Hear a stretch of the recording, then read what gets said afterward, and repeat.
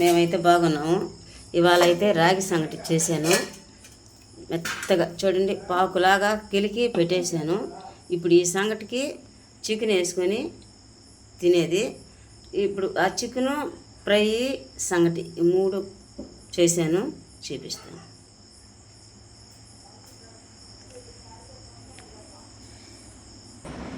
Chicken fry, chicken పులుసు అండి. చూడండి, చాలా బాగుంటుంది, చాలా రుచిగా. అయితే బయట అయితే వర్షం పడుతుంది. వేడి సంగటి, వేడిగా చికెన్ పులుసు ఫ్రై నంచుకొని తింటుంటే చాలా బాగుంటుంది. మా అన్న ఒకే ఒక రెక్క వేయించుకున్నాడు. కోడి రెక్క వచ్చింది, కోడి రెక్క ఒక్కటే వేయించుకున్నాడు. చికెన్ ఫ్రై నాకు కొంచెం జాలమ్మ, పొళ్ళు నొప్పి అన్నాడు, కొద్దిగా పెట్టా. ప్లేట్ నిండుగా కలర్ఫుల్గా భలే ఉంది కదా. అది ఫ్రై, ఇది పులుసు, ఇది వచ్చేసి చేప ముక్కల ఫ్రై. 3 చేప ముక్కలు పెట్టుకున్నాం. అవి వాళ్ళకి ఇద్దరు తినకూడదు, ఇద్దరికి గాయాలే, అందుకని వాళ్ళకి ఇద్దరికి పెట్టలేదు, నేనే పెట్టుకున్నాను.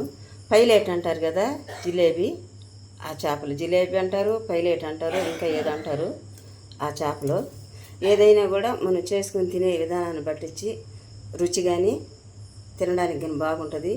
చూసే మనిషిని పట్టించి, అర్థం చేసుకునే మనస్తత్వాన్ని పట్టించి ఏదైనా కానీ అందంగానే బాగానే కనపడద్ది, అదన్నమాట.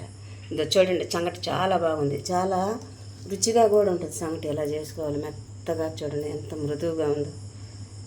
ఇలా అద్దుకొని తింటే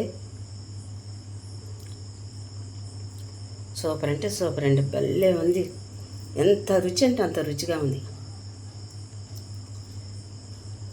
మా ఈ వీడియో మీకు నచ్చినట్లయితే లైక్ చేయండి అండి, షేర్ చేయండి, సబ్స్క్రైబ్ చేయండి, గంట సింబల్ కొట్టండి.